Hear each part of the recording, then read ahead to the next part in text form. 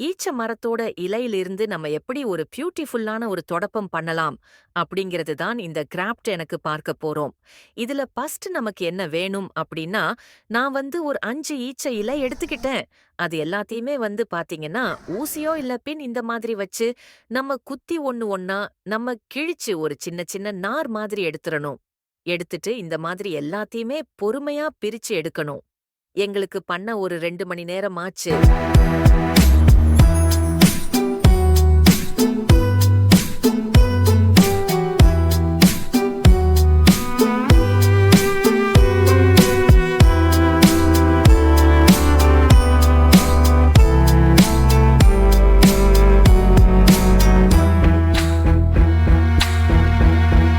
எடுத்துட்டு, அதுக்கப்புறம் நெக்ஸ்ட் ஹேண்டிலுக்கு கைப்பிடிக்கு நல்லா பெருசா இருக்கணும் அப்படிங்கிறதுக்காக சின்னதா வேப்பங்குச்சி, ஒரு அடி நீளம் இருக்க குச்சிய பாத்தீங்கன்னா வச்சுட்டு, அத சுத்தி இந்த 5 ஓலையும் வைத்து, நல்லா டைட்டா நைலான் கயிறு வைத்து நான் சுத்தி கட்டிட்டோம். கிராமத்துல எல்லாம் பாத்தீங்கன்னா, ஈச்ச மரம் நெறையா இருக்கும். அத வேஸ்ட்டா அப்படியே விடாம அத இந்த மாதிரி ப்ரூம் ஸ்டிக் செஞ்சு மார்க்கெட்ல வித்தோம்னா நல்ல லாபம் கிடைக்கும். அதனால இது ஒரு கைத்தொழிலா பண்ணலாம். சுத்தி இந்த 5 ஓலையும் வைத்து, நல்லா டைட்டா நைலான் கயிறு வைத்து நான் சுத்தி கட்டிட்டோம். கட்டிட்டு திரும்ப திரும்ப பெருக்கி பார்த்தோம். நல்லாவே பெருகிச்சு. நீங்களும் வாங்கி யூஸ் பண்ணி பாருங்க. இதோட இதோட லைஃப் பார்த்தோம்.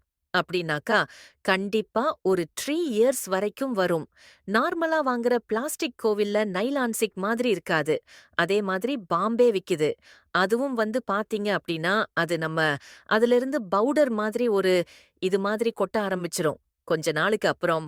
பட் ஆனா இதுல எந்த பிரச்சனையும் வராது. அப் டூ 3 இயர்ஸ் வரைக்கும் சூப்பரா யூஸ் பண்ணிக்கலாம். நீங்க ரஃப்பாவும் யூஸ் பண்ணலாம். அது வீட்ல நீங்க டைல்ஸ் எல்லாம் யூஸ் பண்றதுக்கு, டைல்ஸ் மேல இருக்க டஸ்ட் எல்லாம் தொடைக்கிறதுக்கும் யூஸ் பண்ணிக்கலாம்.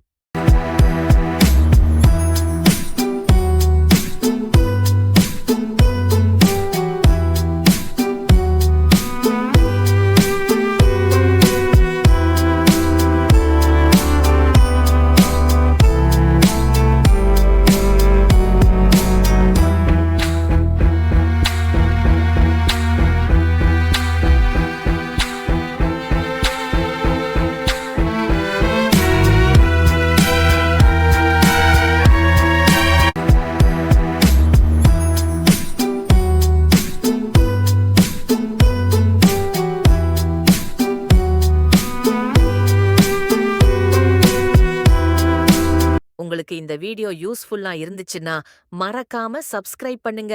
இந்த மாதிரியான இயற்கையாய் நமக்கு கிடைக்கக்கூடியத வச்சு, எப்படி ஒரு கிராஃப்ட் பண்ணி மார்க்கெட்ல விற்கலாம் என்ற மாதிரி ஐடியாஸ் உங்களுக்கு நான் சொல்லுவேன். தேங்க் யூ ஃபார் வாட்சிங்.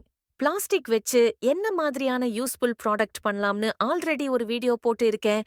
என்னுடைய பிளேலிஸ்ட்ல வீட்டு பெண்களுக்கான கைத்தொழில் டாபிக்ல இருக்கும். மறக்காம பாருங்க.